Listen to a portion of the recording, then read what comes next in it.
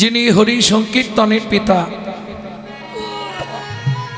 যিনি হিন্দু সনাতন ধর্মের প্রচারক, যিনি বৈষ্ণব ধর্মের প্রবর্তক, যিনি আপামর জনসাধারণের হৃদয়ের মধ্যমকুটমণি, কীর্তন প্রারম্ভে সেই শচীনন্দন শ্রীমন মহাপ্রভুর চরণে জানাই অনন্ত কোটি দণ্ডবত। নমো আনন্দ লীলাময় বিগ্রহায় বিগ্রহায় হেমাভো বরণং দিব্যচ্ছবি সুন্দরায় দিব্যচ্ছবি সুন্দরায় তস্मै মহাপ্রেম রস প্রদায় মহাপ্রেম রস প্রদায় শ্রী চৈতন্য চন্দ্রায় নমো নমস্তে। শ্রী চৈতন্য চন্দ্রায় নমো নমস্তে। ভক্তমণ্ডলী, ভক্তিমতী মায়েরা, প্রথম যখন মহাপ্রভু নীলাচলে গেলেন, জয় জগন্নাথ বলতে বলতে জগন্নাথকে জড়িয়ে ধরতে গেলেন। পুরীর পাণ্ডারা, তারা উৎকলবাসী, তারা তো বাংলার সম্পদ চৈতন্য মহাপ্রভুকে চেনে না। তারা এক ধাক্কা দিয়ে মন্দিরের বাইরে ফেলে দিলেন। কি মজার ব্যাপার, মহাপ্রভুর দেহটা মাটিতে পড়ার আগে তৎকালীন যিনি জগন্নাথের সেবক ছিলেন, তিনি সেই মুহূর্তে আসছিলেন। মহাপ্রভুকে মাটিতে পড়তে দেওয়ার আগে তিনি কোল পেতে দিলেন। মহাপ্রভু গিয়ে তার কোলের মধ্যে পড়ল। মহাপ্রভুর ওই দিব্যজ্যোতি রূপ দেখে সেইখানে দাঁড়িয়ে তৎক্ষণাৎ এই শ্লোকটি তিনি রচনা করলেন। তিনি হলেন সার্বভৌম ভট্টাচার্য মহাশয়। এইবার মানেটা শুনব। আনন্দ লীলাময় বিগ্রহ, দুঃখ তাপ জ্বালা যন্ত্রণা হতাশা বেদনা,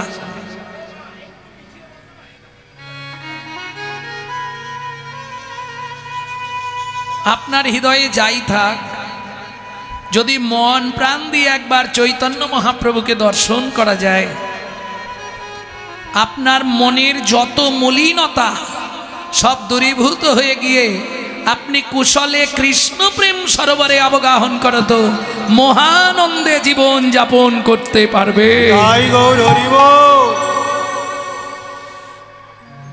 তাহলে বুঝে নেওয়া গেল তো। হেমা ভো, হেম মানে সোনা, ভো মানে, মানেগুলো বুঝতে হবে। আপনারা যে সোনাগুলো পরেন ওগুলো 2 থেকে 3 বার পোড়ানো সোনা।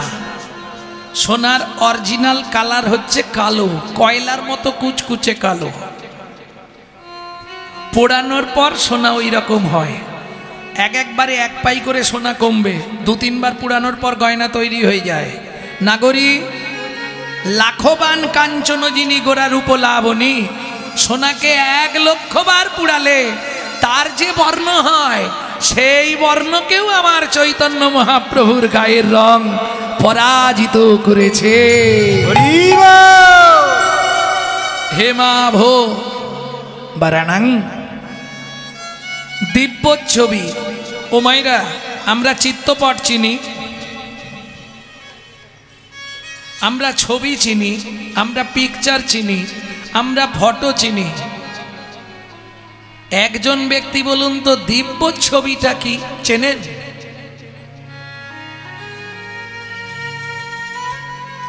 দিব্য ছবি তো বুঝলাম না, বোঝেন? বলুন, বোঝেন না। চিত্তপট ছবি, ফটো, পিকচার যাই বলুন, 1 বছর 2 বছর 5 বছর 10 বছর মনে থাকবে, তারপর আস্তে আস্তে আপনি ভুলে যাবেন, বেসরণ হয়ে যাবে। কিন্তু চৈতন্য মহাপ্রভুর ওই দিব্যজ্যোতি রূপ কেউ যদি একবার গুরুতত্ত্ব জ্ঞান নয়ন দিয়ে দর্শন করে ফেলে, 1 জন্ম নয় হাত জন্ম তার হৃদয় পটে দিব্যচ্ছবি হয়ে বাঁধানো থাকবে। তাই গৌর হরি বল। সেই চৈতন্য মহাপ্রভুকে আমরা প্রণাম জানাই। দ্বিতীয় যে শ্লোকটি বললাম প্রথমেই, সদ্ভক্তি দুহিতা যাতা, এই শ্লোকটি সনাতন গোস্বামী বলছে এক দিগ্বিজয়ী পণ্ডিতকে। কোথায়? যমুনার ধারে। সনাতন গোস্বামী যখন মহাপ্রভু রামকেলিতে গেলেন, মহাপ্রভুকে দর্শন করে প্রাণ মন সব চুরি হয়ে গেল। দেহ রইল রামকেলিতে, মন চলে গেল গৌর চরণে। কতদিনে আমি গিয়ে পৌঁছাবো? মহাপ্রভুর কাছে গেলেন, মহাপ্রভু বৃন্দাবন দর্শনে পাঠালেন, লুপ্ত তীর্থগুলোকে উদ্ধার করো। আজকে যদি রূপ সনাতন না থাকতো, খোকাদা, বৃন্দাবনে যাওয়া হতো না। বৃন্দাবনে যাওয়ার আগে 100 বার প্রণাম করতে হবে রূপ সনাতনকে। মহাপ্রভুর আদেশ পাইয়া রূপ সনাতন যাইয়া লুপ্ত তীর্থ করিল উদ্ধার। সব তীর্থগুলোকে উদ্ধার করলেন। যমুনার তীরে পাতার কুঠির রচনা করে ভজন শুরু করলেন। একদিন সকালবেলায় স্নান করে চানা ভাজা খাচ্ছে। চানা ভাজা মানে বললেন তো, ছোলা ভাজা। সেই সময় দিগ্বিজয়ী পণ্ডিত এসে গেছে। দিগ্বিজয়ী পণ্ডিত বলছে, আরে সনাতন,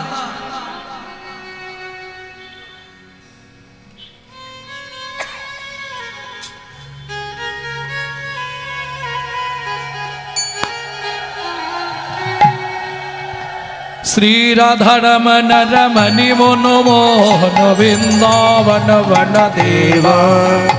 শ্রী রাধারমণ রমণি মনমোহন বৃন্দাবন বন দেবা।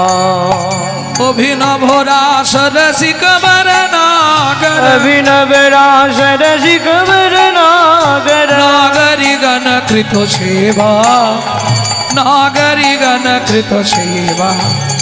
শ্রী রাধারমণ রমণি মনোমোহন বৃন্দাবন মন দেবা।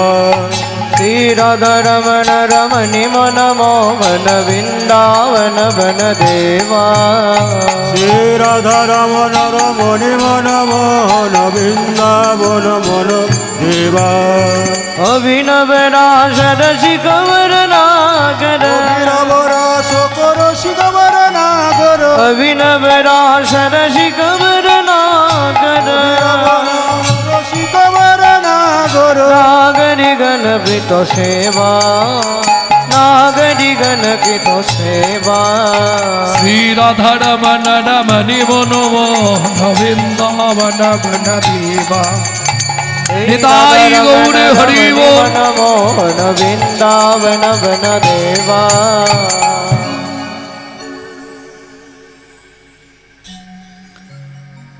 পণ্ডিত, ও সনাতন, আরে তুমি স্নান করে উঠেই চানা ভাজা খাচ্ছ? তোমার জপ তপ আহ্নিক তপস্যা কিচ্ছু করলে না? সনাতন গোস্বামী বললে, আর দরকার নেই। কেন? আমার অসুজ হয়ে গেছে। অসুজ হয়েছে? হ্যাঁ। সনাতন, কি অসুজ হলো? বলে, আরে শোনো পণ্ডিত, আমার একটা মেয়ে হয়েছে। হ্যাঁ, আর সেই মেয়ের জন্ম দিতে গিয়ে মেয়ের মা মারা গেছে। তাহলে কটা অসুজ হলো? দুটো, একটা জাত একটা মৃত, একসঙ্গে 2 অসুজ। পণ্ডিত মুখ নিচু করে দাঁড়ালেন খানিকক্ষণ, এদিক ওদিক তাকিয়ে বললে, সনাতন, তুমি আমাকে ভুল বলছো। কেন? আমি যতদূর জানি তুমি এখনো কুমার, বিয়েই করনি। তাহলে তোমার সন্তান হলো কি করে, আর তোমার স্ত্রী মরল কি করে? তখন সনাতন গোস্বামী বললে, পণ্ডিত, পাণ্ডিত্যের অহংকার থাকলে এ তত্ত্ব আপনি বুঝতে পারবেন না। কেন?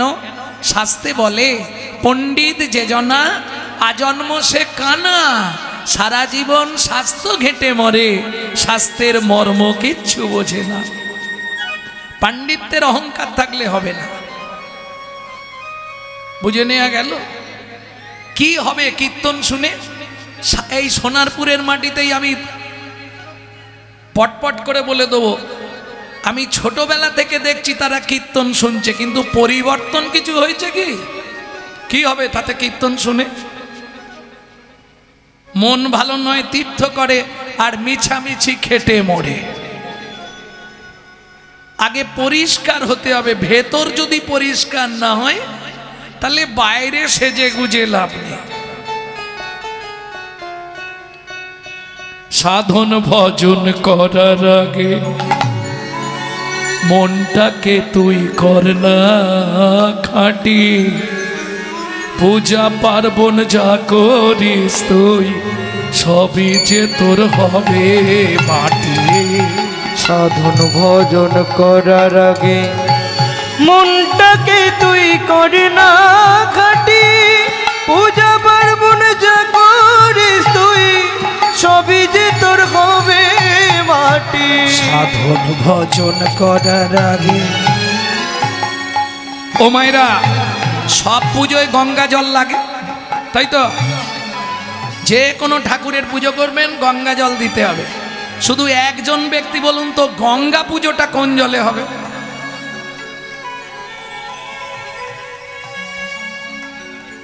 গঙ্গা জলে। বাহ, ওখানের এক বাবা বলে দিয়েছে গঙ্গা জলে।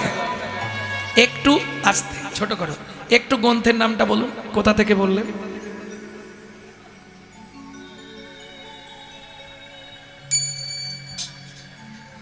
মানে শুনেছেন সব পুজো গঙ্গা জলে হবে, তাহলে গঙ্গা পুজোটা কোন জলে হবে? এক বড় প্রশ্ন। আচ্ছা এখন থাক, প্রসঙ্গটা থাক, শেষে গিয়ে যদি উত্তর না কেউ বলতে পারে আমি বলে দেবো। কি শেষে বললে ভালো হয় না? গঙ্গা জলে গঙ্গা পূজা না হয় দেনা রে তার চোখের জল, তার সঙ্গে সঁপে দেনা জীবনের এই কর্মফল। সাধন ভজন করার আগে মনটাকে তুই করে না খাটি, নিতাই গৌর হরি বল, তুই সবই যে তোর হবে মাটি। তাহলে বুঝে নেওয়া গেল কি জলে গঙ্গা পুজো হয়? জোরে বলো। চোখের জল। কার? তোমার না আমার? ওটাও লুকিয়ে রাখলাম। ভক্তমণ্ডলী ভক্তিমতী মায়েরা, চোখের জল তো বটেই, কিন্তু কার চোখের জল? যার বাড়ির মাটি ছাড়া দুর্গা প্রতিমা তৈরি হয় না, তার চোখের জল ছাড়া মা গঙ্গার পুজো হবে না। কোথায় পাবেন এটা? কোন জায়গায় খুঁজে পাবেন? দেবী ভাগবতে। ভক্তমণ্ডলী ভক্তিমতী মায়েরা, তাহলে বুঝে নেওয়া গেল তো? বলেই দিলাম উত্তরটা, কারণ খোকাদার তাড়া আছে যাবে। ভক্তমণ্ডলী ভক্তিমতী মায়েরা, তাহলে চলুন। পণ্ডিত তো বুঝতে পারছে না, তখন সনাতন গোস্বামী বললে, পণ্ডিত আমাকে একটা কথা বলুন, আপনার তো বিরাট নাম, আপনি দিগ্বিজয়ী পণ্ডিত, বলুন তো পণ্ডিত, পণ্ডিত কাকে বলে? বললে, সনাতন তুমি আমাকে আবার উল্টে প্রশ্ন করে দিলে, আমি তো, তোমার বিয়ে হয়নি, প্রথম বললে তোমার স্ত্রী মরেছে, আবার বলছো মেয়ে হয়েছে, আমার সব ঘাঁটাঘুটি হয়ে যাচ্ছে, আমি তোমার কথা কিছু বুঝছি না। না না, আগে আপনি বলুন পণ্ডিত কাকে বলে? বলে, সনাতন আমি তা বলতে পারবো না, তুমি একটু বলো। তখন সনাতন গোস্বামী বললে, শোনো পণ্ডিত, জগতে পণ্ডিত হতে গেলে তাকে কি করতে হয় জানো? কি? মাতৃবৎ পরদারেষু পরদ্রব্যেষু লোষ্টবৎ আত্মবৎ সর্বভূতেষু যমান্যতে সপণ্ডিত। মাতৃবৎ পরদারেষু, যে কোনো নারীকে মাতৃজ্ঞান করা, পরের দ্রব্য, যে কোনো পরের জিনিস, লষ্টবৎ মানে মাটির ঢেলা ভাবতে হবে, আত্মবৎ সর্বভূতেষু, আমার মধ্যেও যে আত্মা, একটা কুকুরের মধ্যেও সেই আত্মা, একটা পিঁমড়ের মধ্যেও সেই আত্মা, একটা মশার মধ্যেও সেই আত্মা। সারাদিনে কতগুলো করে হয়? আর তোমাদের এখানটা প্রচুর মশা।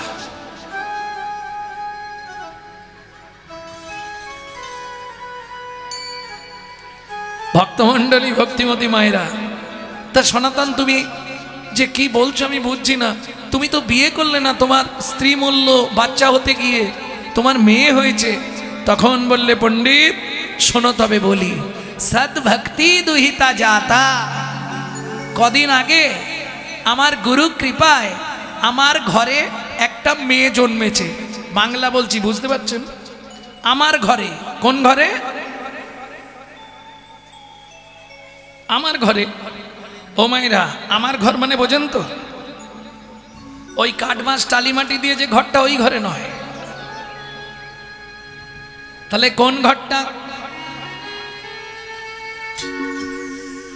আমার ঘরে। কোন ঘরটা?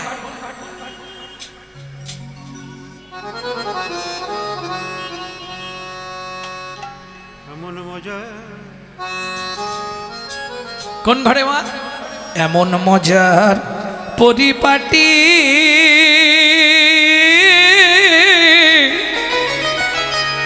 একটা ঘরে দুটো খুঁটি, এতে 9 দরজা 8টা কুঠি, 4 জানালা দিয়েছে, কোনখানেতে বসে বিধি সৃজন করেছে। কোনখানেতে বসে বিধি সৃজন করেছে। 3 পাটে হয় গড়ন সারা। এ ঘরটা কতালা? আসতে একটু অনুমতি নিয়ে মালাটা খুলে রাখছে, গরম লাগছে। 3 পাটে হয়, আরে নজর লাগবে, গড়ল সারা। মা বলে দিয়েছে।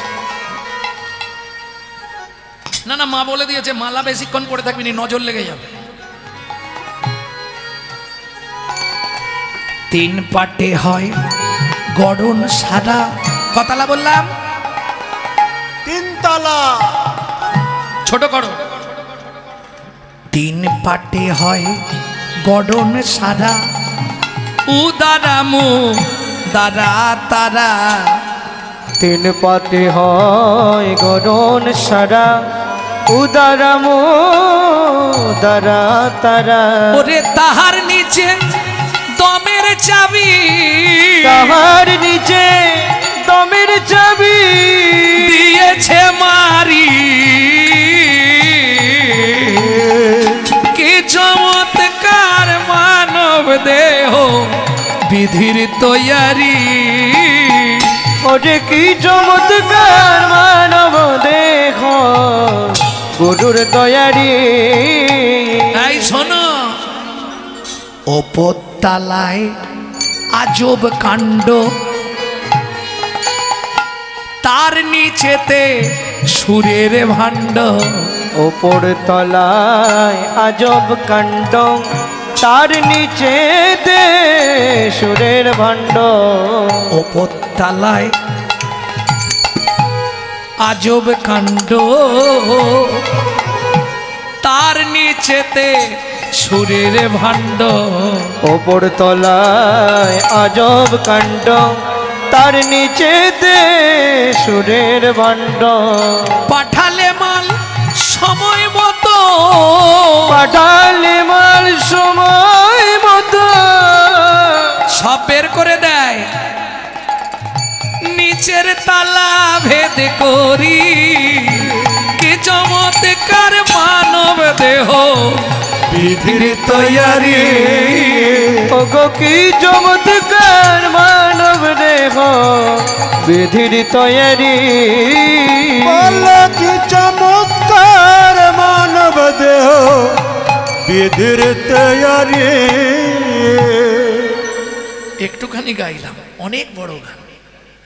ভক্তমণ্ডলী, ভক্তিমতী মায়েরা, তাহলে এমন মজার পরিপাটি, একটা ঘরের দুটো খুঁটি। ঘর চিনে নিলেন। 8টা কুটুরি: লজ্জা, ঘৃণা, ভয়, মান, প্রণয়, অহংকার, অবিদ্যা, মন। 9টা দরজা, এ তো একদম কমন, আপনারা জানেন। 2টো চক্ষু, 2টো নাসিকা, 2টো কর্ণ, একটু মুখগহ্বর, একটি পায়ু, একটি উপস্থ। 4টে জানালা, বক্ষে স্তনযুগল 2টি, একটি নাভি কমল। আর একটা জানালা আছে, ওটা মায়েরা জানে। কোথায় গো মা? যখন আমরা খুব ছোট ছিলাম, মায়েরা হাতের তেল, ওই সর্ষের তেল নিত। সোনা রে, মানিক রে, বাবা।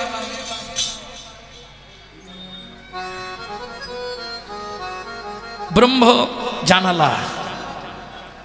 শোনো, কারো যদি গুরু কৃপা হয়, এই ব্রহ্ম জানালা দিয়ে তার ঈশ্বর দর্শন হয়। এটা রামকৃষ্ণ কথামৃতের 3য় খণ্ড থেকে বলছি। কেমন? কিন্তু মুশকিলটা কি জানেন? দর্শন হবে, পর্শন হবে না। জানালা, ওতে রড দেওয়া থাকবে না, বাঁশের হোক, লোহার হোক, গ্রিলের হোক। আপনি দেখতে পাবেন কিন্তু যেতে পারবেন না। তাহলে এটা যদি আমার ব্রহ্ম জানালা হয়, এর রড কোনগুলি? আমার ছেলে, আমার মেয়ে, আমার বাড়ি, আমার গাড়ি, আমার টাকা, আমার পয়সা, আমার আমার আমার আমার। ঠাকুর বললে, গিরিশ শুধু কষ্ট করে আটা বাদ দিয়ে দে, দেখবি সবই মার, সবই মার, দেখবি সবই মার, সবই মার। ওরে আখানা বাদ দিয়ে দে না, সবই মার, সবই মার। ওরে এখন আবার দিয়ে দে না, সবই মার, সবই মার। আমি করি চিনিতে না পারি, আমি করি চিনিতে না পারি। আমাতে আমি আছে কি রত, আমাতে আমি আছি কি রত। যার শক্তির বলে বেড়াই চলে ভুলে, আমার আমি গেলে এ দেহ পত। যার শক্তির বলে বেড়াই চলে ভুলে, আমার আমি গেলে এ দেহ পত। কাঁচাই আমি আর পাকাই আমি, কাঁচাই আমি আর পাকাই আমি। ও মায়েরা, কোন আমিটা ভালো, কাঁচা না পাকা? পাকাটাই ভালো। আরে পাকা আম তো শুধু একবারেই খেয়ে নিতে হবে, কাঁচা আম হলে সুবিধা নয়। ওই আমচুর করা যাবে, চাটনি করা যাবে, গুড়াম করা যাবে, কাসন্দি করা যাবে, তাহলে কাঁচাটা ভালো নয়? কাঁচা আমি কখনোই ভালো নয়। কেন? আমি এই বাড়ির মালিক, আমি এই বাড়ির ছোট কর্তা, আমি এই সম্পত্তির মালিক, এটা কাঁচা আমি। আমি এই বাড়ির ছোট বউ, আমি এই বাড়ির বড় বউ, এটা কাঁচা আমি। আর পাকা আমি কোনটা? আমি যে তোমারই দাস, তুমি যে আমার প্রভু,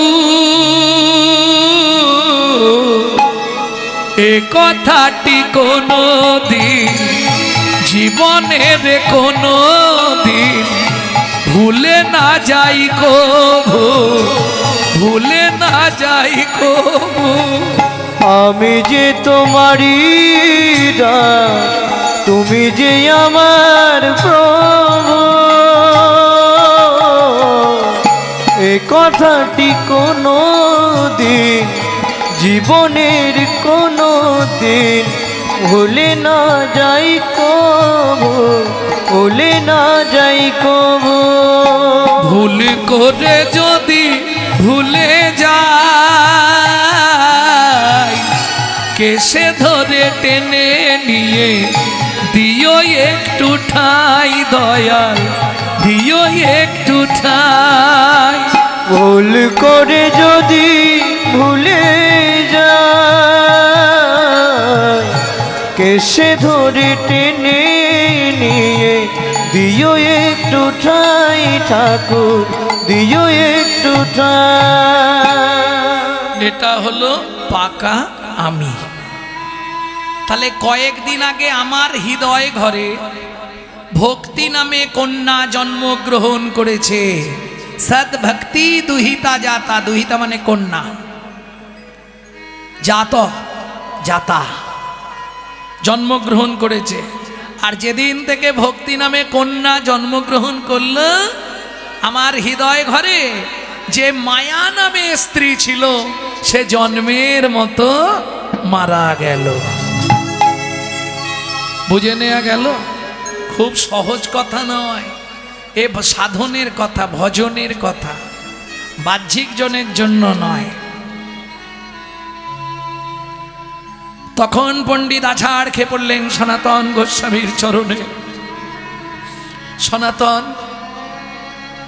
তুমি যে ধনে হইয়া ধনী পরশ মনিরেও মানো নাই মনি, তার কিঞ্চিত দেহ তো আমার মনে হয় যে ব্যক্তি পরশমণি যমুনায় ফেলে দেয় সে নিশ্চয়ই কোনো বড় পরশমণির সন্ধান পেয়ে গেছে।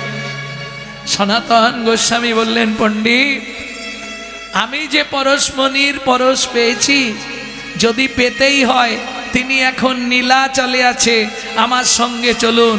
সেই চৈতন্য পরশমণির যদি পরশ আপনি পেতে পারেন, আপনার ইহ জনমটা উদ্ধার হয়ে যাবে। তাই গৌর হরি বল। তাহলে বুঝে নেওয়া গেল, পতিত পাবন প্রভু করুণা নিদান, ভক্তজনে বাঁচাইতে দিলা নিজ প্রাণ। তাই তো? এই নাগরী,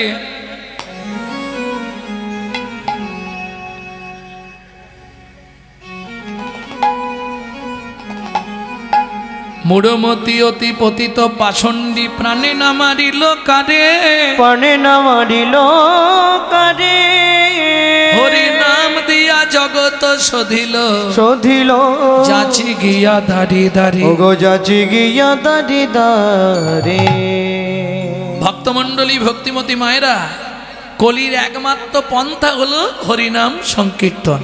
আপনি যা করেন, গো কাটি দানে গহনি চকাশি, মাগে পয়াগে কটি কল্পবাসী, সুমেরু সমতুল হিরণ ন দানে, नहीं তুল্য রাধা শ্রী গোবিন্দ নামে। বুঝে নেওয়া গেল? এই যে পয়াগে যাচ্ছিল সব, যদি 100 হিসাব আমার কাছে চান আছে বলবো। 25 জন গেছে, ভিড়ের জ্বালায় ঢুকতে পারেনি, রাম মন্দির দেখে ঘর পালিয়ে এসছে।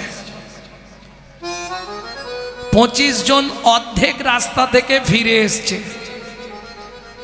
25 জন কুম্ভে স্নান করেছে, আর 25 জন একবারে চলে গেছে।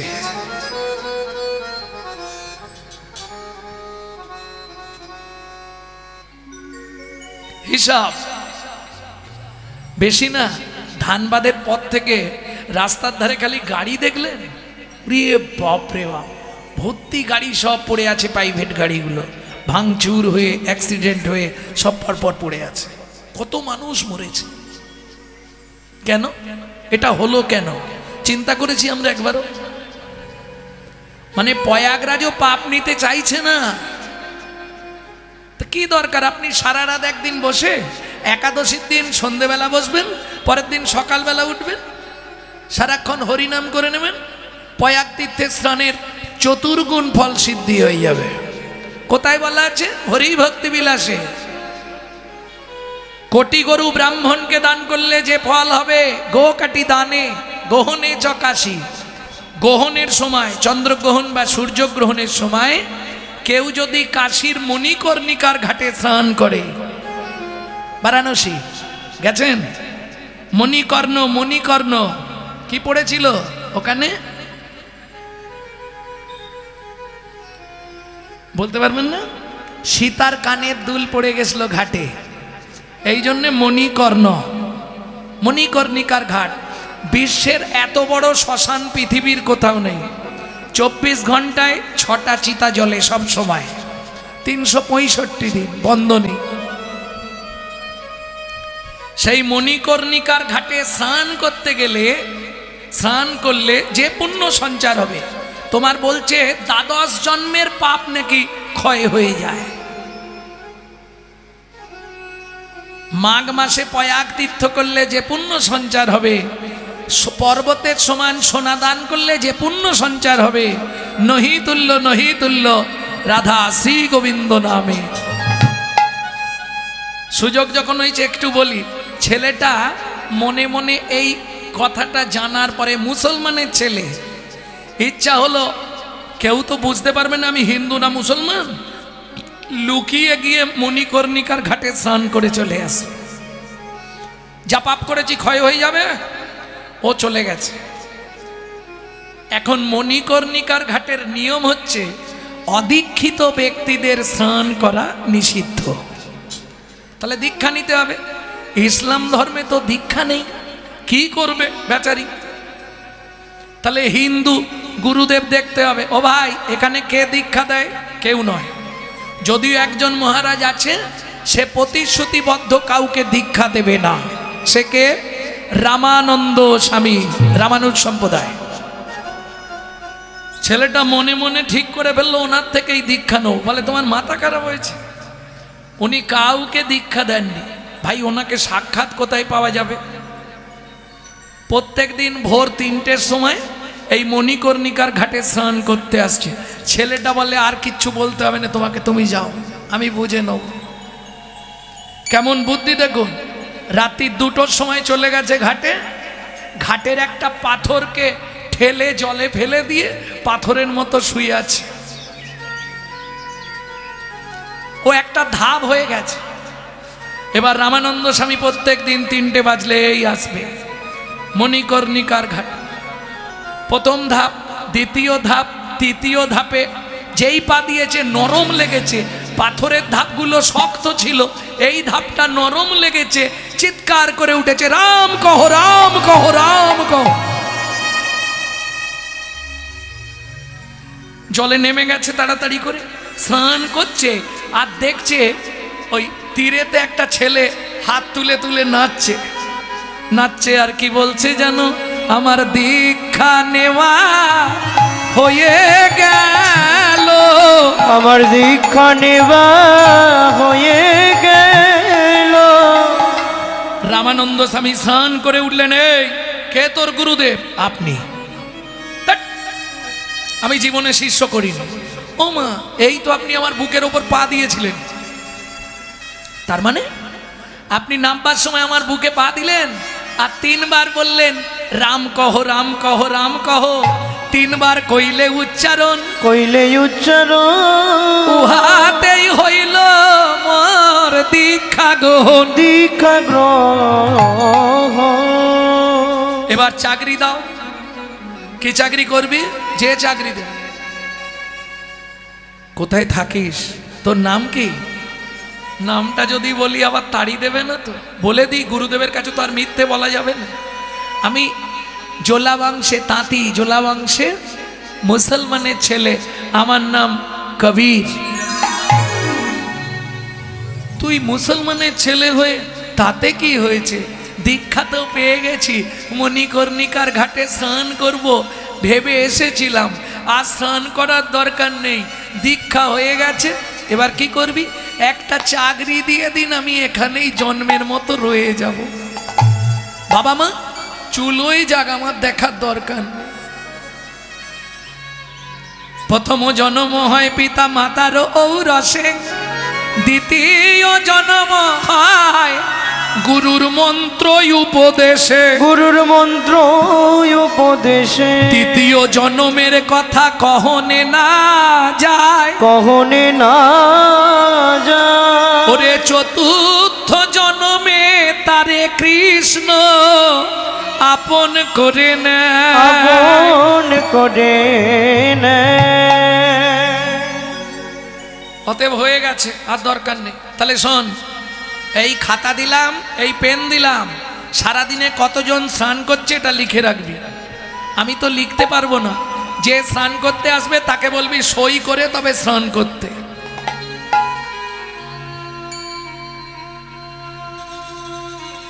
কে 1 মাস গেল, 2 মাস গেল, 3 মাস গেল, এবার ছদ্মবেশ ধরি হরি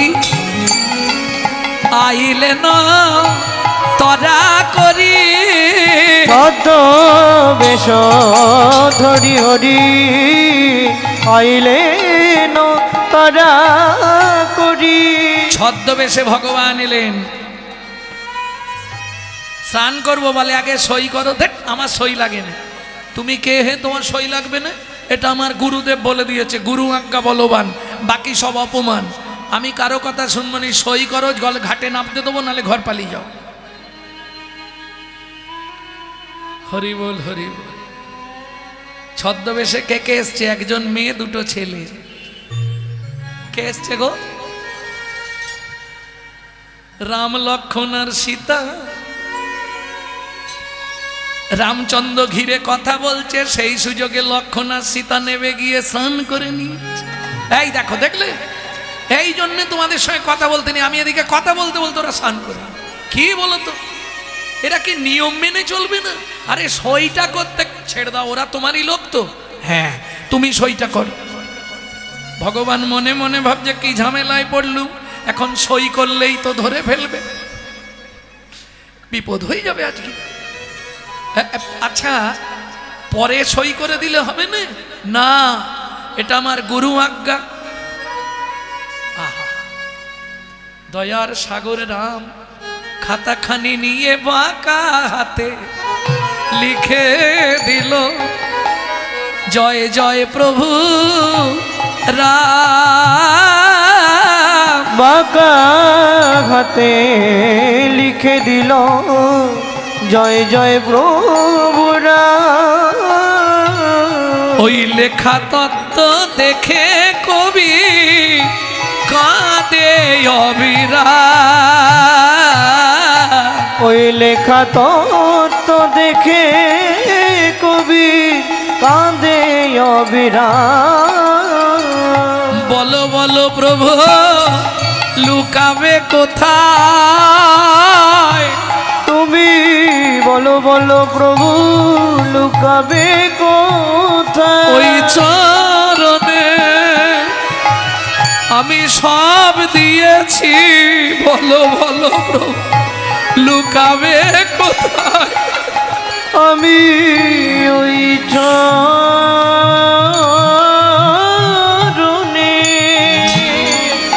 আর তো চরণ ছাড়বো না গো। ওই চরণে সব দিয়েছি, তো চরণ ছাড়বো না গো। ওই চরণে সব দিয়েছি, বলো বলো প্রভু লুকাবে কোথায়? তাহলে সাধনের দ্বারা ভগবান লাভ হয়, যদি গুরু কৃপা হয়ে যায়। আর কিসের দ্বারা হয়? সত্যযুগে হতো ধ্যানের দ্বারা, জানেন তো? সত্যযুগে ধ্যান করে ভগবান লাভ হয়ে যেত। যেমন ধরুন মা সরস্বতী, মা সরস্বতী কতদিন ধ্যান করেছিল?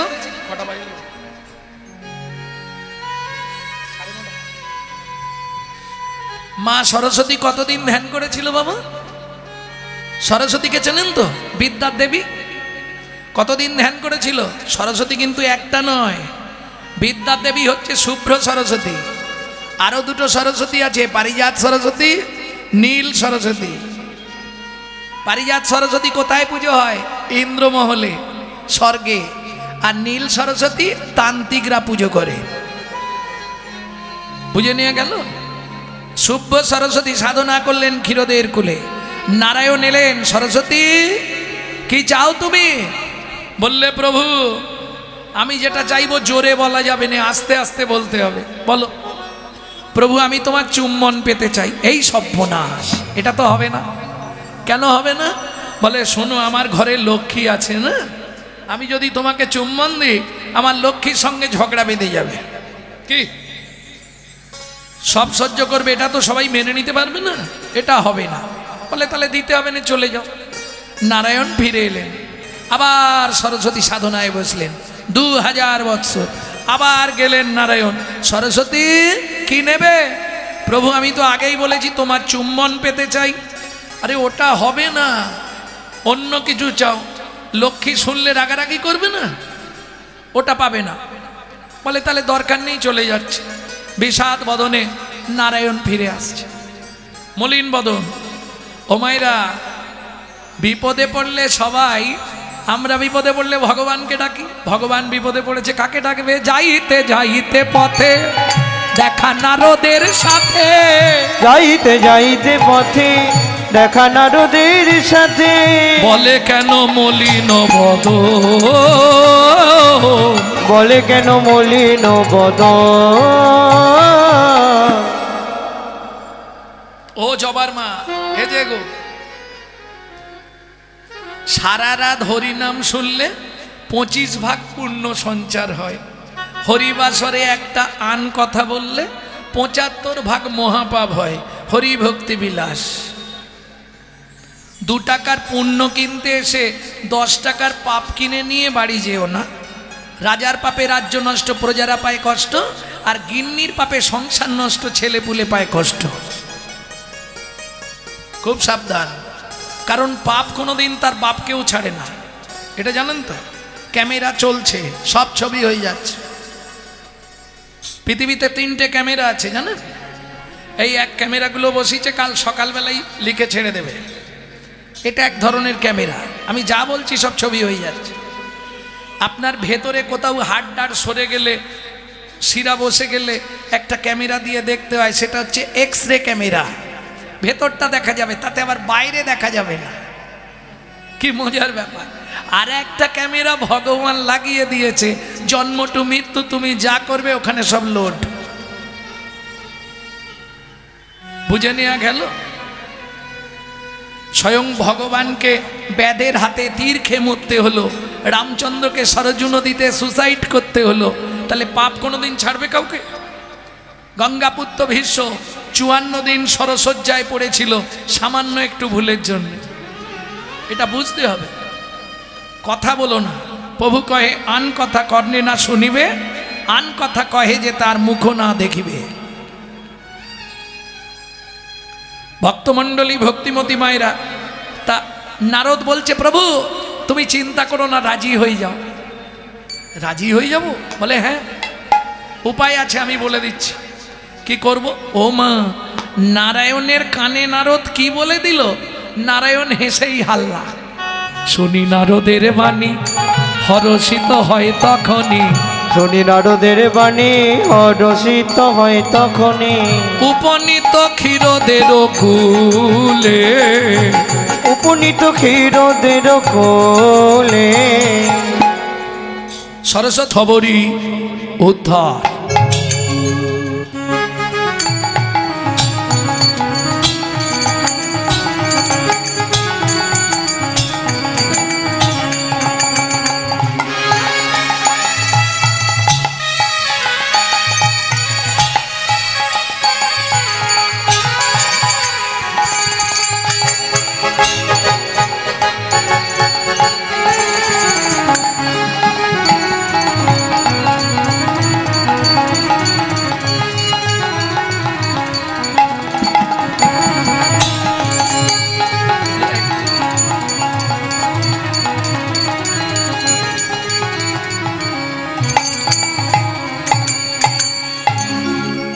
পতিত পাবন, পতিত পাবন,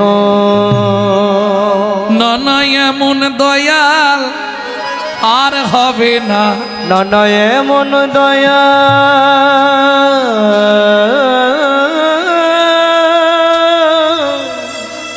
আর হবে না, যে নাকি মার খেয়ে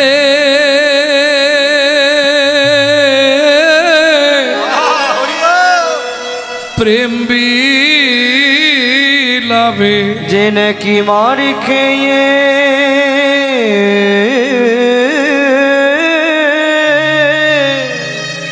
প্রেম বিলাবে,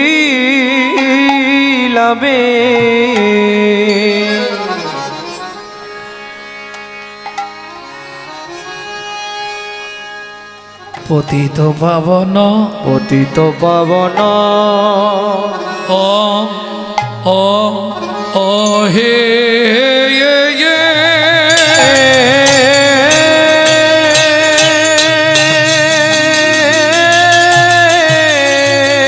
তাই গৌর হরিবল হরিবল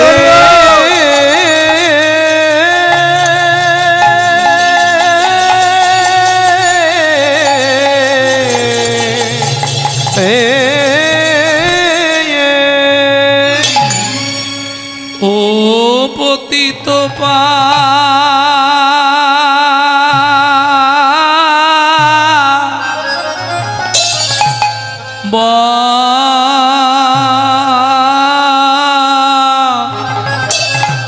পাবন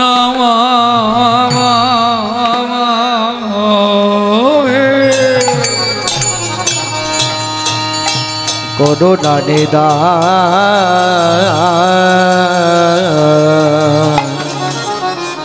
আহা মরি মরি ভাবনে দেশে কবর করি আমার পতি তো অগপতি তপা মন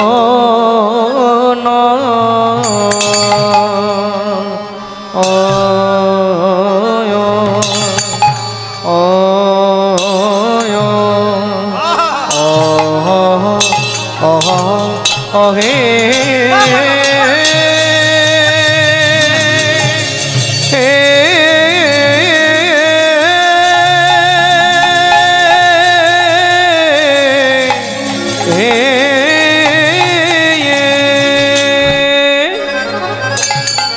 বলি প্রভুর আমারে পুরা লীলা ওরাবলীলা আয়া হায়া আয়া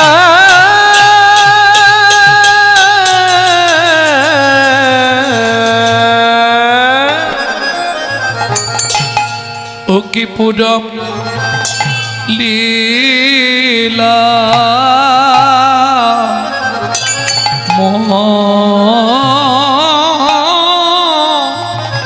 নে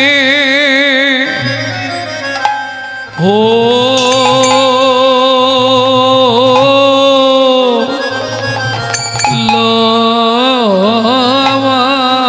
রে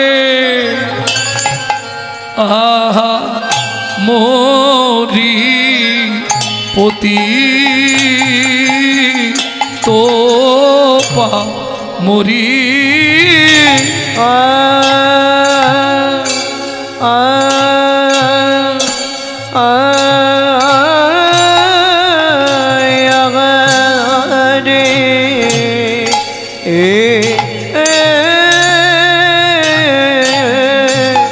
গোডারমান কেনা ভাবে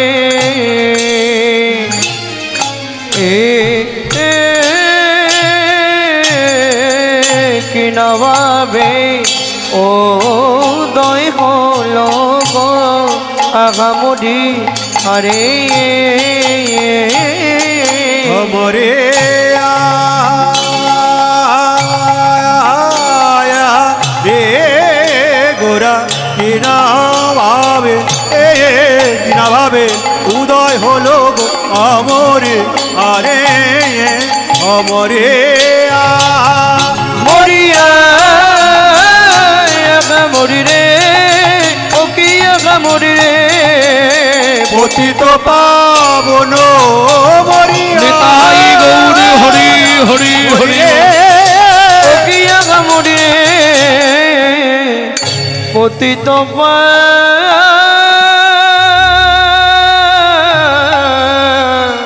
পাবন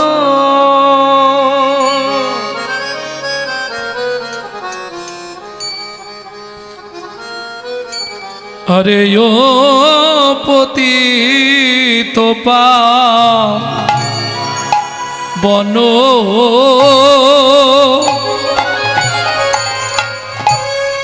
সজনী রে সজনী রে দেখ দেখ পতিত পতিত পাবন প্রভু করু ওগো করুণানি দান আরে ও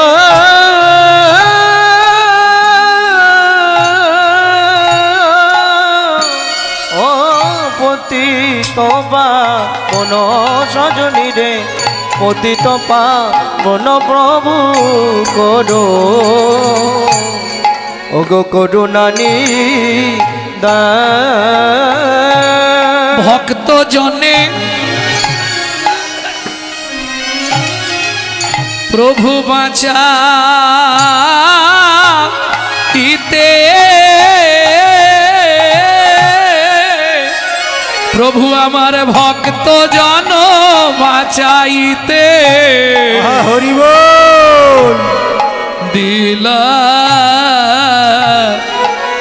দিলা নিজ প্রাণ কে আর হবে গো কে আর হবে গো এমন করুণার সাগর কে আর হবে গো এমন করুণার সাগর কে আর হবে গো বলি ধরাতে এলো রে ওই ধরাতে এলো রে ধরাতে এলো রে ওগো ধরাতে এলো রে ধরাতে ধরাতে আহা! ধরাতে এলো রে ওগো ধরাতে ধরাতে ধরাতে এলো রে ধরাতে ধরাতে ধরাতে এলো রে ওগো ধরাতে ধরাতে ধরাতে এলো রে জীবের জানিয়া নিদান জীবের জানিয়া নিদান জীবের জানিয়া নিদান জীবের জানিয়া নিদান ও গো এলো গৌর ভগবান জানিয়া নিদান ওগো এলো গৌর ভগবান জানিয়া ও নিদান গো এলো গৌর ভগবান প্রচারিতে হরিনাম এলো গৌর ভগবান প্রচারিতে হরিনাম এলো গৌর ভগবান চারিতে হরিনা এলো গৌর ভগবান চারিতে হরিনা এলো গৌর ভগবান চারিতে হরিনা এলো গৌর ভগবান জানিয়া নিদান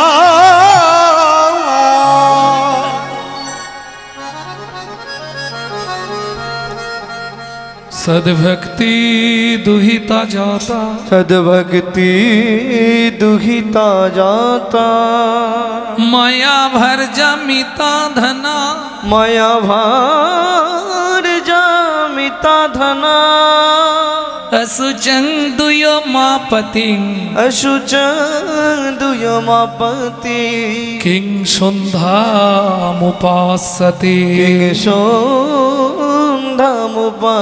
सन्धामुपासते जिनी कलिजुग महाबदन्नवता